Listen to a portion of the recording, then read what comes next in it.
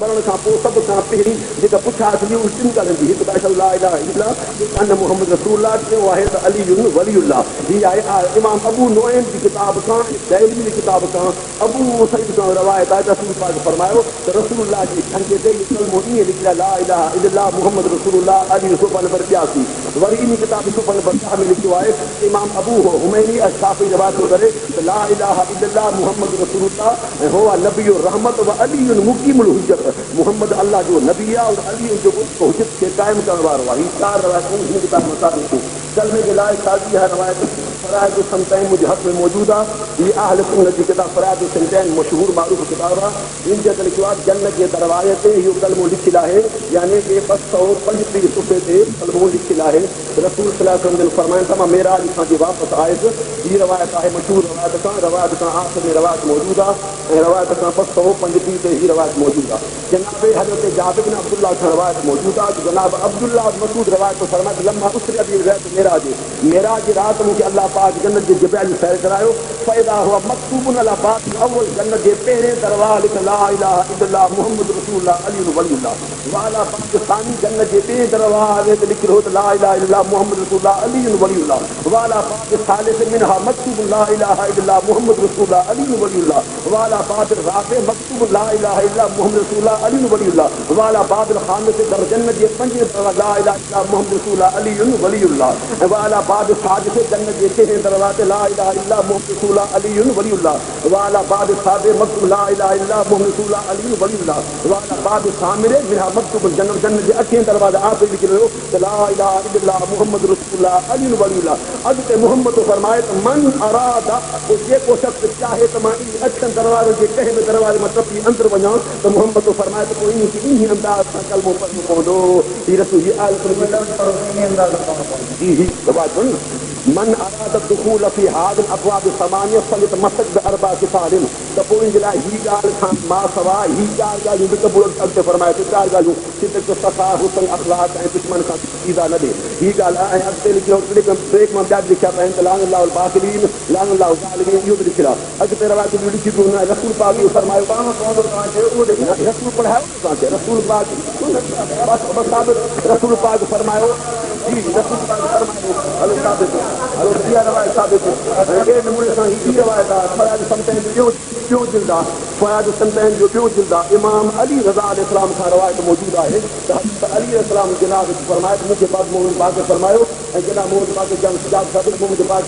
जनाब अली रज़ा अलैहिस्सलाम 8 इमाम तो फरमाए त मूंखे बि ॿुधाए ॾियो। हाणे अहल सुन्नत जी मशहूरु किताब जंहिं किताब जो नालो फ़राइद समतैन आहे, हाणे रवायत पेश करे मशहूरु किताब जे अंदरि रवायत पेश करे अॻिते लिखे थो त मूंखे रवायत मिलियो आहे जनाब रसूल पाक इमाम जाफ़र मोहम्मद पाक मोहम्मद पाक जाफ़र अली रज़ा 12 इमाम आख़िरी ते जनाब अली साहब तो फरमाइनि त रसूल फरकार का रसूल लम्मा उसरे बि लैतल मेराज राय तो मक्तूब ला बाद जन्नत ला इलाहा इल्लल्लाह मुहम्मद हबीबुल्लाह अली वलीउल्लाह। इसमें 6 इमाम भी टंका इमाम भी करने ईअं पढ़ो रसूलुल्लाह बि ईअं पढ़ो। हीअ मशहूरु किताब आहे, मशहूरु आलिम किताब। इन किताब में रवायत मौजूदु आहे। हीअ कीअं वञी करे किताब हा किताब ॾिसो कलमो ॾिसो हलो हीअ किताब मुंहिंजे हथ में आहे। जनाब इमाम जलालुद्दीन सुयूती किताब आहे, इमाम जलालुद्दीन सुयूती किताब आहे त ला इलाहा इल्लल्लाह मुहम्मद रसूलुल्लाह अली वलीउल्लाह। ला इलाहा इल्लल्लाह मुहम्मद रसूलुल्लाह अली वलीउल्लाह लिखियो आहे। रसूल पाक फरमायो भेण ॿुधो रसूल फरमायो त तख़तमू बिल अक़ीक़ रसूल फरमायो मुल्की अक़ीक़ जी ॾाढ़ी पायो जबल इहो जबल आहे अकर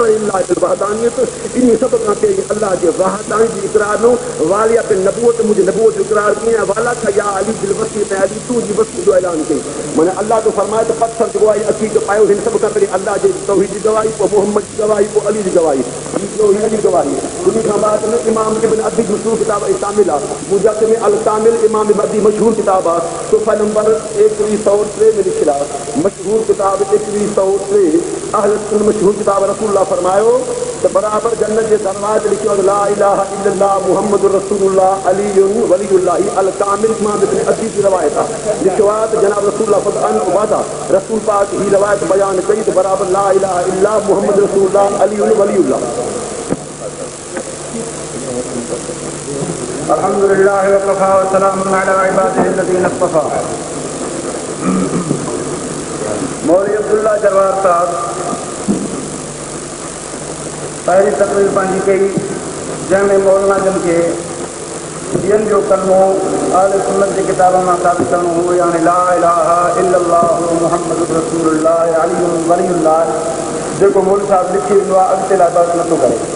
हाणे अली वलीउल्लाह साईं कलमो नबी पाक अलैहिस्सलाम सां आले सुन्नत जी किताब में मौलाना अब्दुल्ला जरवार साहिब खे पेश करणो हो, जंहिंमें मौलवी साहिबु पहिरियों तमस्तु कयो आहे आयत वलायत सां, यानी इन्नमा वलियुकुमुल्लाहु व रसूलुहु वल्लज़ीना आमनुल्लज़ीना युक़ीमून अस्सलात व युतून अज़्ज़कात व हुम राकिऊन। उन्हनि जा तर्जुमा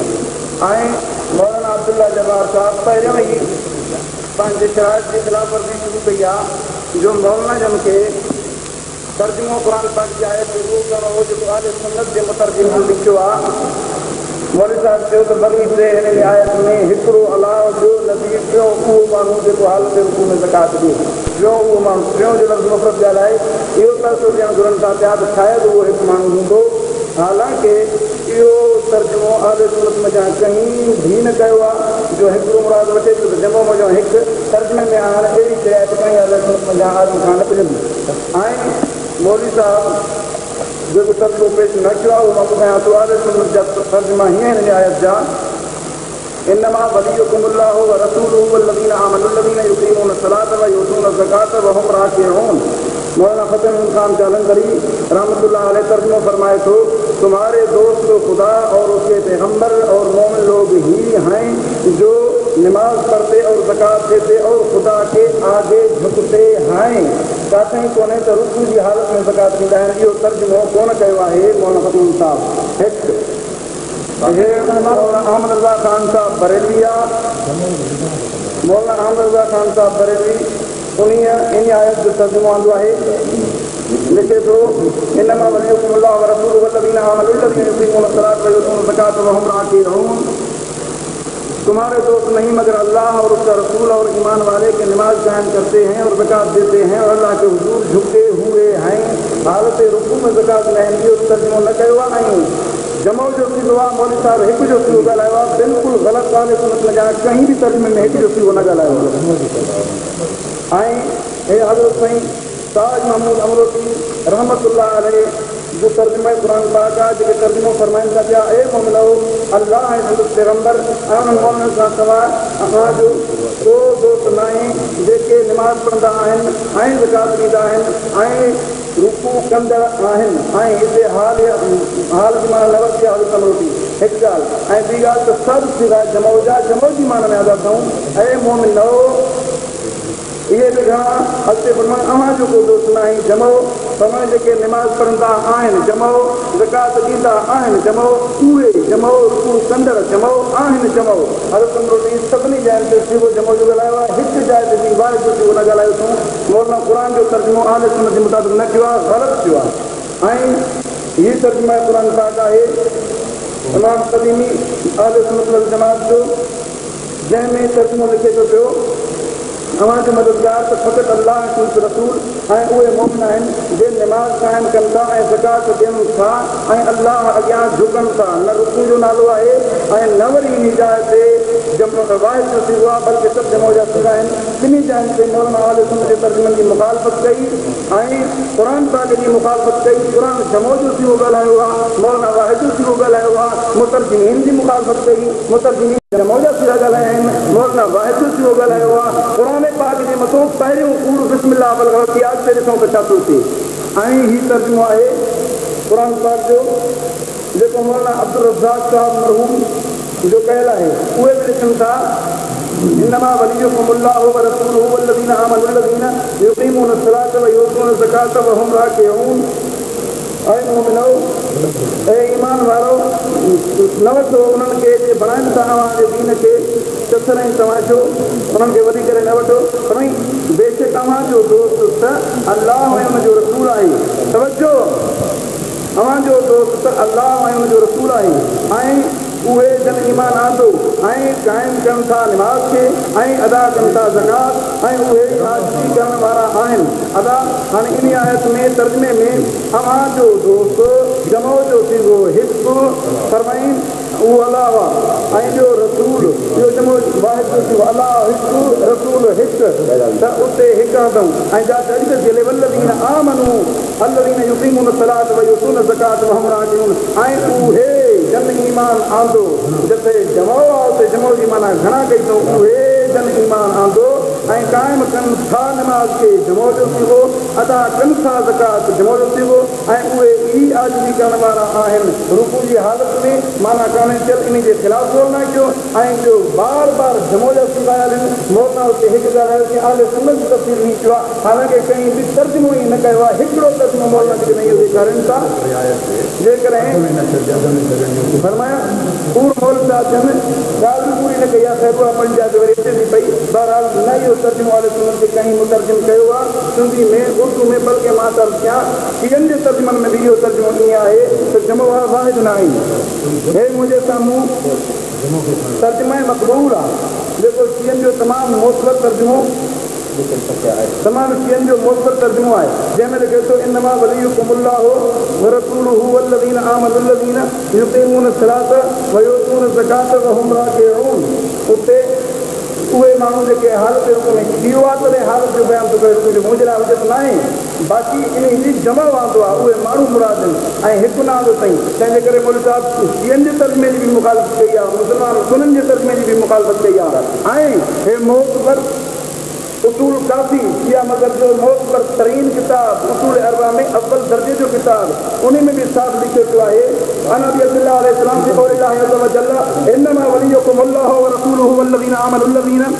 युक़ीमून सलात व युतून ज़कात व हुम राकिऊन लिखे तो इन्नमा यानी औलादुकुम व अहदिकुम व उमूरिकुम व अनफुसिकुम व अमालिकुम अल्लाहु व रसूलुहु वल्लज़ीना आमनु यानी अलियन व औलादहुल अइम्मा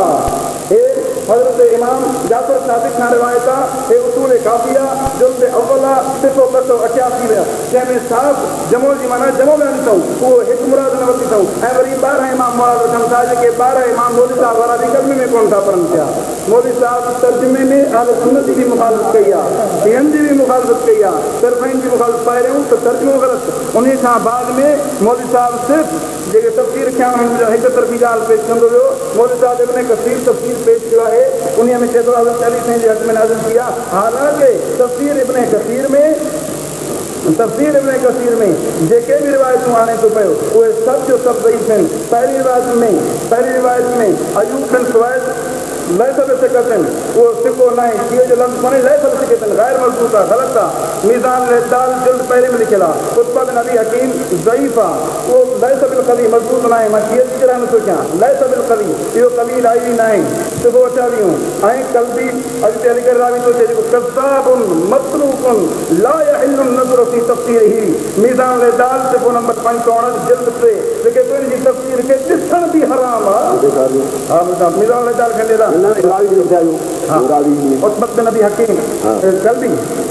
हकीम न ला यहिल्लु नज़रु फ़ी तफ़सीरिही कल्बी आहे कल्बी कहिड़ो आहे कल्बी सबाई कल्बी जी कल्बी इमाम अबू उस्ताद मां सोचियो सबाई आहे हिते मां जरा तव्हां विच में छुपा ॻाल्हायो तव्हांखे विच में ॻाल्हाइणो कोन टाइम न वञायो ऐं इहो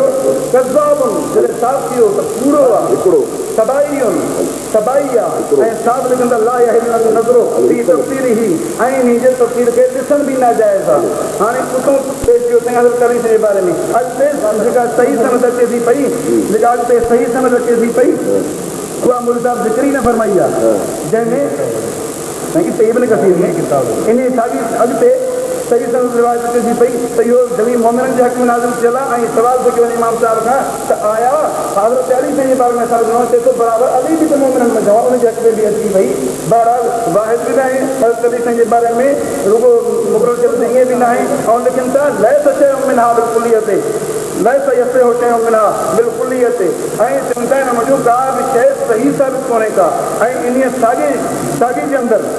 तफसीर इब्न कसीर के अंदर ये रिवायत है तो उबादा बिन सामित के बारे में नाज़िल चला यह भी मौजूद है हज़रत अली के बारे में सहीह सनद साफ तस्रीह करे चली यह भी मौजूद है जमी मोमिनन के हक में नाज़िल किया यह भी मौजूद है तंहिंजे करे इत्तिफाक न रहियो बल्कि इब्न कसीर वाले रद्द किया हज़रत अली के बारे में ऐं मथे सही सनद साबित करे जमी मोमिनन के बारे में ऐं मौलवी साहब पेश किया है तफसीर इब्न अब्बास हज़रत इब्न अब्बास का रिवायत आई है में हज़रत अली साईं के बारे में हालांकि ॿियनि जगहनि ते इब्न अब्बास का रिवायत अचे उहा जुदा ॻाल्हि आहे लेकिन ख़ुदि तफसीर इब्न अब्बास में हज़रत अब्बास ने रज़ी अल्लाह तआला अन्हु खां जेका रिवायत आहे उन में अचे थो वल्लज़ीन आमनू मुराद आहे अबू बकर व असहाबुहु अबू बकर सिद्दीक़ ऐं उन जा जेके संगती आहिनि उहे मुराद आहिनि तंहिंजे करे ख़ुदि तफसीर इब्न अब्बास जी ॻाल्हि अची वञे त ॿिए पासे अबू साले रावी आहे जंहिं इब्न अब्बास जी उमिरि में ॾिठो ई कोन्हे को उन जेको ॾिसे ई न उन जी रिवायत कहिड़ी मुतबर थींदी सफ़ा कूड़ थो वणे पियो इहा मौलवी साहब पेश कई जंहिंमें बि कसर मौलवी साहब इब्न अब्बास खां ग़लति तफ़सीर पेश कई आहे जंहिं ॾिठो बि कोन्हे को अॻिते मौलवी साहब इब्न जरीर जी तफ़सीर पेश कई आहे तफ़सीर तिबरी में साफ़ लिखे थो पियो त उबादा बिन सामित जे बारे में इहा नाज़िल थी आहे उबादा बिन सामित जे बारे में इहा नाज़िल थी आहे ऐं जेके सनदूं हाणे थो पियो हज़रत अली साईं जे बारे में पहिरीं सनद में अहमद बिन मुफ़ज़ल मिन रुअसाए शियनि जो वॾो उन जी रिवायत असां वटि काई क़ाबिल क़बूल न आहे असबात ज़ईफ़ आहे सुद्दी ज़ईफ़ आहे अयूब बिन सुवैद सनद में ज़ईफ़ आहे उतबत बिन अबी हकीम ज़ईफ़ आहे गालिब बिन उबैदुल्लाह ज़ईफ़ आहे मतरूक आहे लैस बिसिक़तिन मज़बूत कोन्हे इन जूं रिवायतूं क़ाबिल क़बूल कोन्हनि के ऐं इन जी जाइ ते उबादा बिन सामित जे लाइ आंदो अथई उन में जरम कान्हे का हाणे मौलवी साहब उहा सही रिवायत छॾे करे ऐं वरी इहे पेश करे ला तक़रबु सलात था करनि पिया ऐं उन खां बाद मौलाना जन तफ़सीर रूहुल मानी भी पेश किया तफ़सीर रूहुल मानी में तर्जुमो इन्नमा वलियुकुमुल्लाहु व रसूलुहु वल्लज़ीना आमनु वल्लज़ीना युक़ीमून अस्सलाता व युतून ज़कात व हुम राकिऊन जी माना रूहुल मानी वारे सैयद महमूद आलूसी किया ख़ाशिऊन मुतवाज़िऊन माना आजिज़ी कंदड़ हिन लाइ आजिज़ियूं तवाज़ो कंदड़ हिन हालत जे रुकू में अलामा रूहुल मानी वारो कोन थो लिखे पियो ऐं अॻिते रिवायत को आणे थो पियो इहा अबू बकर साईं जे बारे में नाज़िल थी आहे लिखे थो पियो मुहाजिरीन व अंसार जमी जे बारे में नाज़िल थी आहे ऐं लिखे थो पियो हज़रत अली साईं रज़ी अल्लाह तआला अन्हु जे बारे में बाज़ आहिनि था लेकिन रूहुल मानी वारे पाण कहिड़ी ॻाल्हि कई आहे उहा ॿुधो लिखे थो पियो अनिल बाक़िर रज़ी अल्लाह तआला अन्हु इमाम बाक़िर खां रिवायत आहे हाज़िर रिवायत औफ़क़ बि शेख़ जम आहे इहा जमो जे सीगन सां बि वधीक मुवाफ़िक़ आहे त इहा आयत जेका आहे उहा नाज़िल थी आहे जमी मोमिननि जे हक़ में मोहम्मद बाक़िर अलैहिस्सलाम रज़ी अल्लाह तआला अन्हु अन्ना नज़रत फिल मुहाजिरीन वल अंसार मुहाजिरीन और अंसार जे बारे में नाज़िल थियल आहे हिकिड़े चवंदड़ चयो त समेना अन्ना नज़रत थी अली करमल्लाहु वजह असां ॿुधो आहे अली करमल्लाहु वजह जे बारे में नाज़िल थी आहे त इमाम मोहम्मद बाक़िर फरमायो हुआ मिनो मदा इहो बि त उन्हनि मज़ो आहे तंहिंजे करे उन जे बारे में भी थी वई बाक़ी सिर्फ़ु अली जे बारे में नाज़िल थिए सही सनद सां हिकिड़ी रिवायत मौलवी साहब पेश करे मां मुनाज़रो छॾियो अॻिते मौलवी साहब बस तफ़सीरूं सभु ईअं आहिनि बाक़ी तफ़सीरूं जेके आहिनि से बग़ैर सनद जे मौलाना पेश कयूं आहिनि ऐं जेके किताब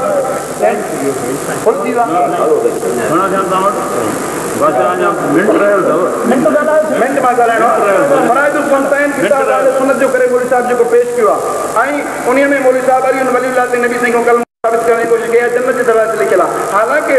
उहो पेश करणो हो त अलाह जे नबी पढ़ायो कहिड़ो कलमो आहे ॿुधायो त हुते लिखियल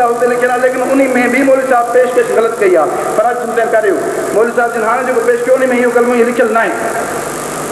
मौलवी साहब तव्हां ग़लति पेश कयो मूंखे ॾेखारियो कढी ॾियो तव्हां किताब बि तव्हांजो आहे तव्हां पेश करण में मौलाना तव्हां ख़यानत कई आहे मूंखे तक़रीर ख़तमु कई मुनाज़रो ख़तमु थियो जेकॾहिं इहो कलमो तव्हां वारो लिखियल आहे त मां शिकस्त मञी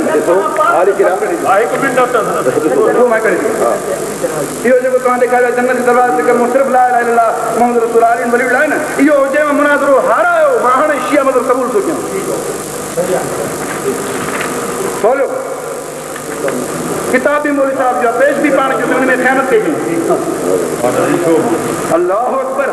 अगे ॿुधंदा हुआसीं ला तक़रबु सलात पढ़ंदो लिकाए छॾींदो कोई माण्हू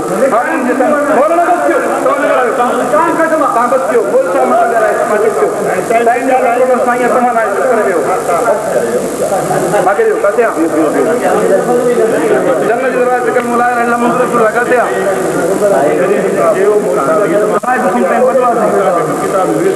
फराइद सुल्तान जन्नत जे दरवाज़े ते कलमो किथे आहे मांखे ॾियो मां थो बोले ॾियां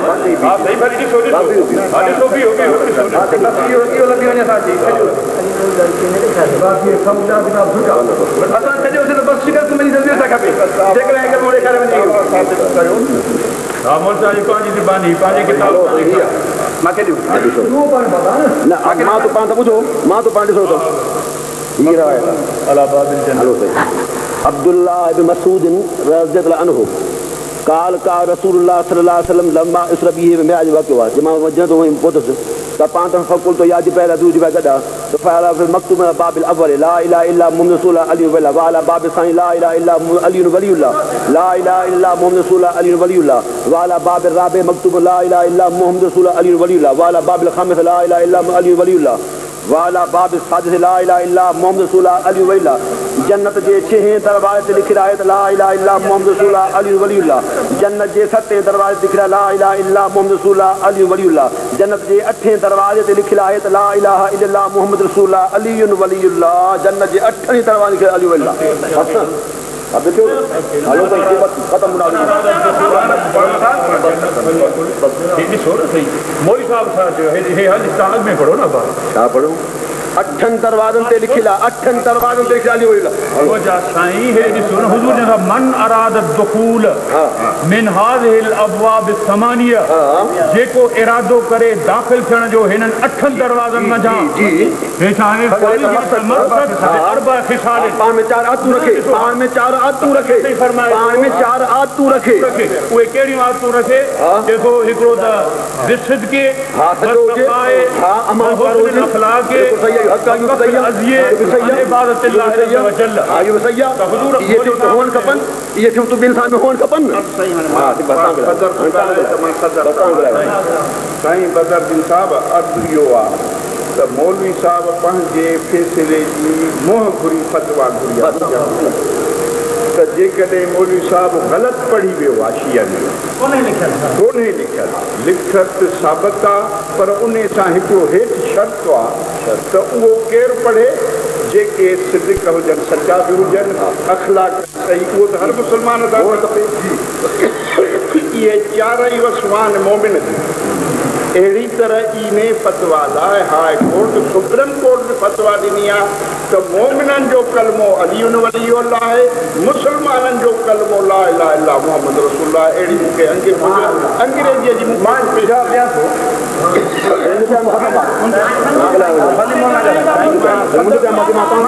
मां सदर सां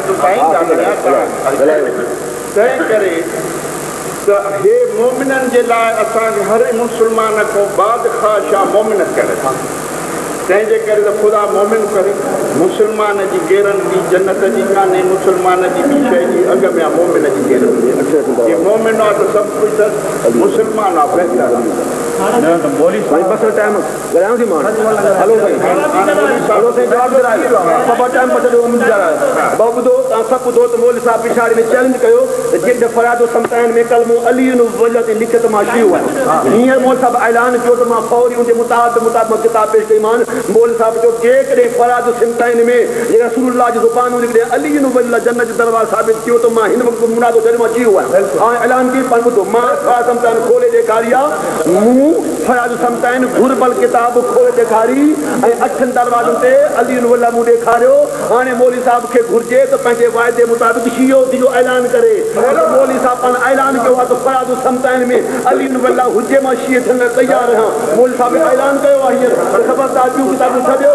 मौलवी साहब वाइदो कयो आहे मौलवी साहब ऐलान कयो आहे जेके फराज़ समताइन मूंखे अली वल्ला ॾेखारे मां शीयो आहियां ॿियो मुनादो छॾियो हाणे मौलवी साहब जे घुर्ज मुताबिक़ मां वाइदो पेश कयो मां किताब पेश कई मौलवी साहब मुआइनो कयो मौलवी साहब चेक कयो बराबरि लिखी ॾिठईं त ला इलाहा इल्ला मुहम्मद रसूलुल्लाह अली वल्लाह जन्नत जे 8 दरवाज़नि ते लिखियलु आहे त मौलवी साहब खे हाणे खपे मौलवी साहब खे खपे त पंहिंजे वाइदे मुताबिक़ जीअं मुंहिंजो वाइदो आहे वाइदो कंहिं मूंखे हिन किताब में ॾेखारे मां शियो थींदुसि मूं उन वाइदे मुताबिक़ किताब में उहो कलमो ॾेखारियो हाणे मौलवी साहब ते वाजिब आहे त शियो थिए वाइदे मुताबिक़ ॿियो मौलवी साहब चयो त हीअ जेका आयत आहे मैं कंहिं बि तर्जुमे सुन्नी आलिम कंहिं बि इहा माना कोन कई आहे हालांकि ही मुंहिंजे हथ में किताब तफ़सीर मज़हरी हालांकि 12वीं ॻाल्हि थी वई आहे सफ़ाया ये भी जायज़ है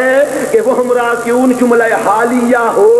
यानी तर्जुमा ये होगा कि नमाज की हालत रुकू में वो ज़कात अदा करते हैं। हाँ कारी सनाउल्लाह पानीपती मुफस्सिर कुरान के 15 जिल्दन में कुरान तफसील किया उन वायद ऐलान के बाद ये तर्जुमा भी सही है कि यो तून ज़कात किसी हाल से हो एक वरी अग तो लिखे थो तो ये जनाब जमा जो सी वो छो आयो कि जमा जो सी वो इन्हीं करे आयो आ त यानी उम्मत के हुक्मा तहां पे अली जहिड़ो कम करो खुदा का फैज़ वठो माना आयत आई अली के हक़ में आ बिन खे भी हुक्मा तहां भी नेकी एड़ी अली वारी करो तहां के अल्लाह दी दो जमा जे इन्हीं करे आयो आ यानी काल सनाउल्लाह तो लिखे हिक